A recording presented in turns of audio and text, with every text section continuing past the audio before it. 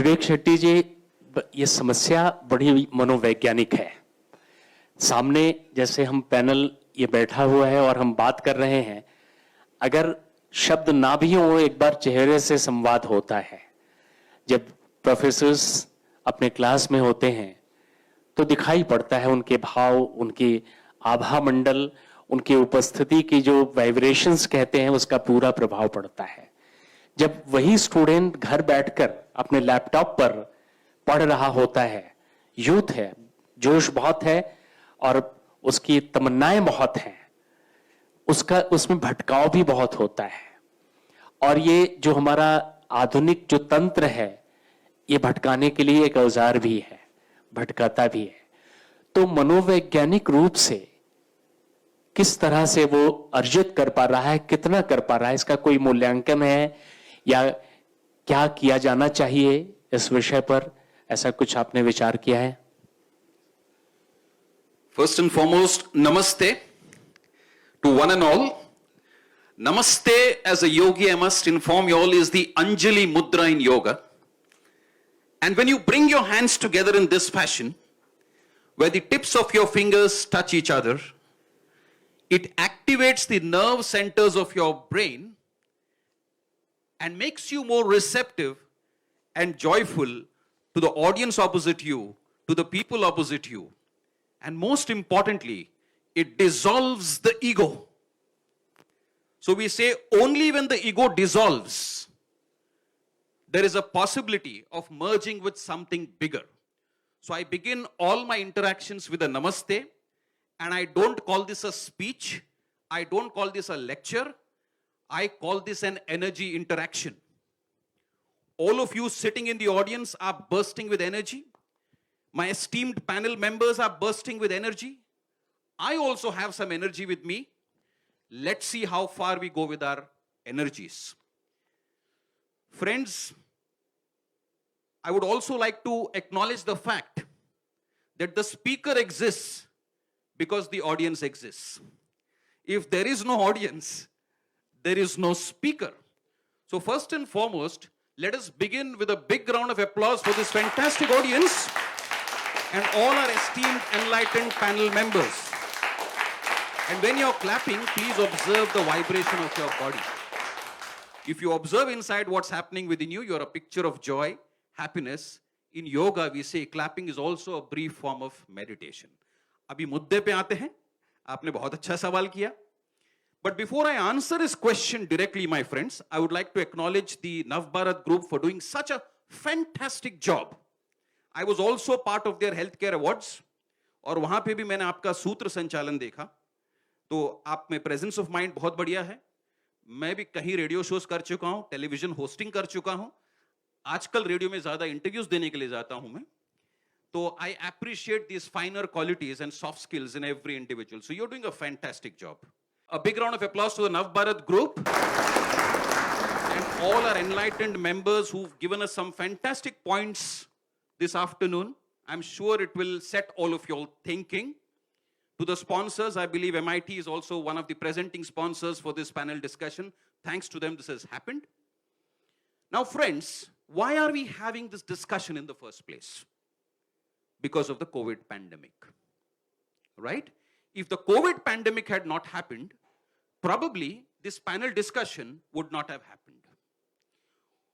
What message is the COVID pandemic and the environment and the energies of the universe trying to give us? Please grasp this first in all its depth and understanding. The message is very, very simple. I will explain this by using two terms: change and transformation. Very often, we mistake change for transformation.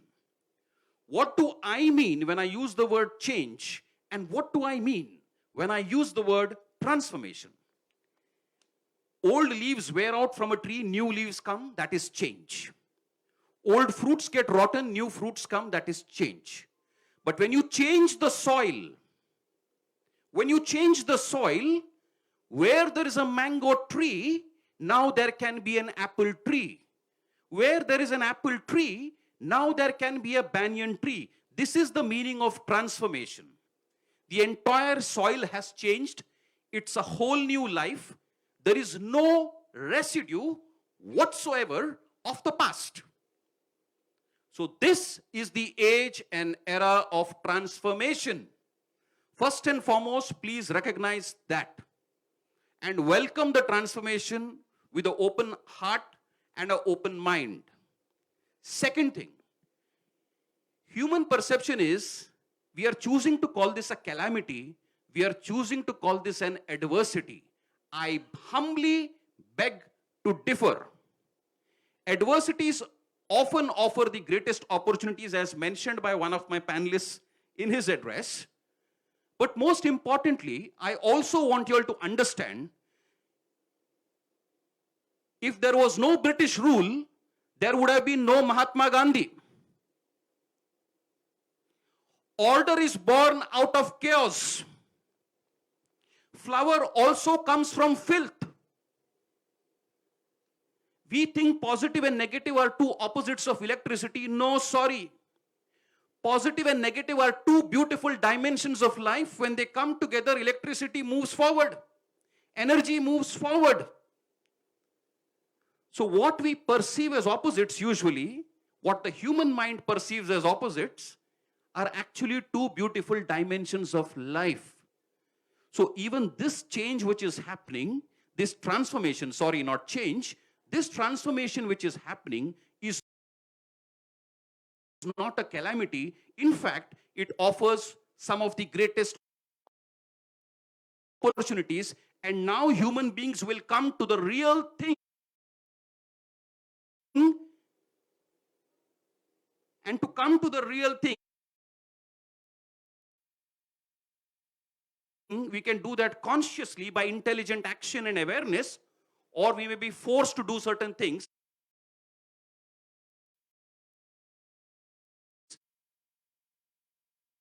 And the pandemic is giving us the same message. Either you give a conscious, intelligent response, or you may be forced to do certain things.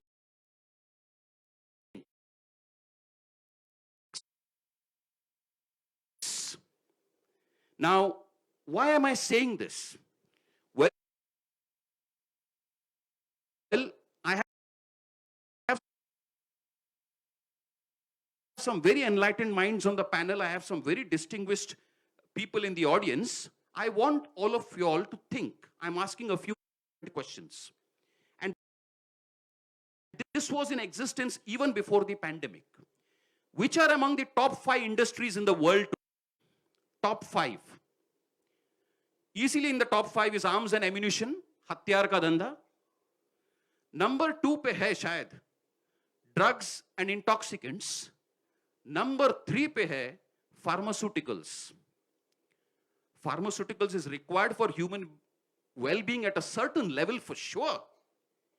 But if pharmaceuticals is at number 3, it means we are eating more medicines than food.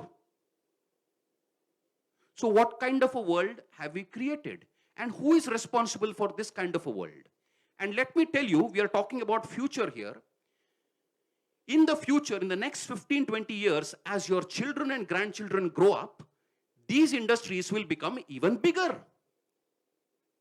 So what kind of a plan have we created? And who is responsible for this plan?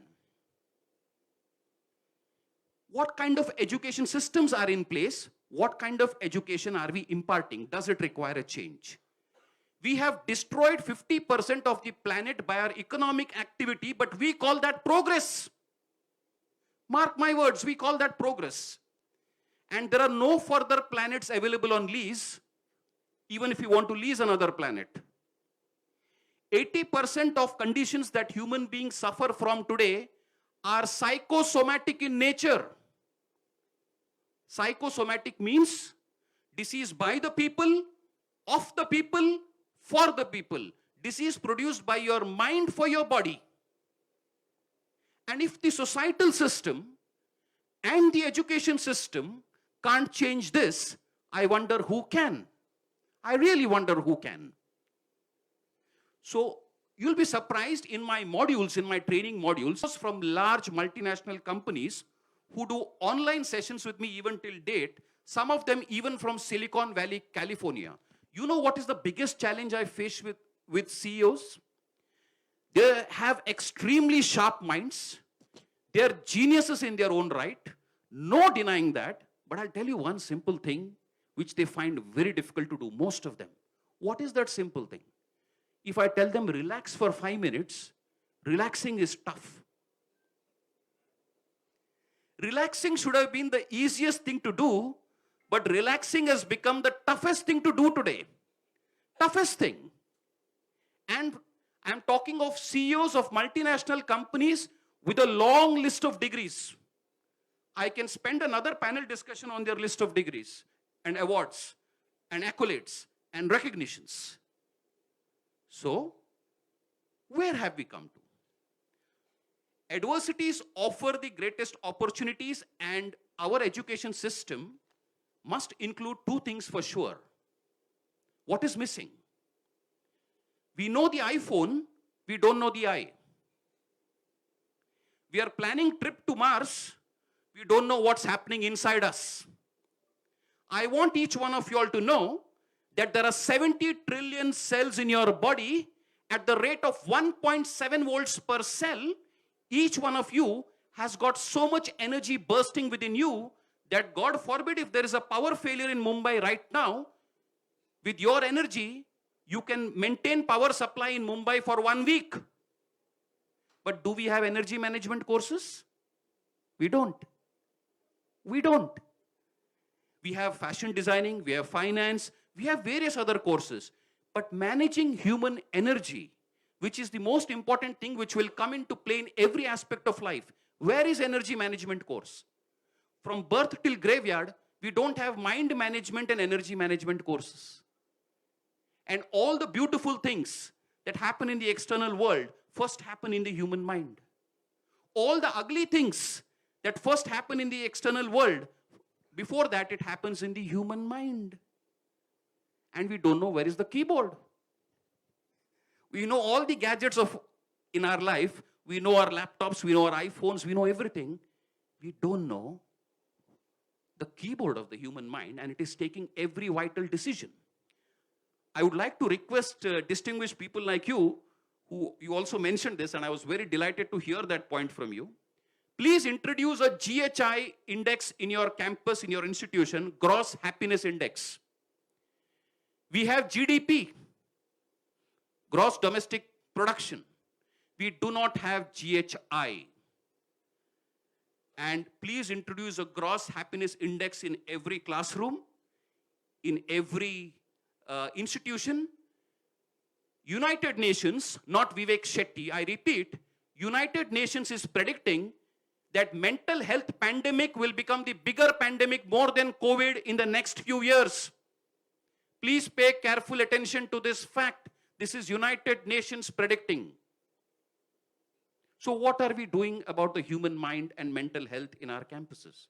And this is the answer, the biggest answer that you can give to the COVID problem.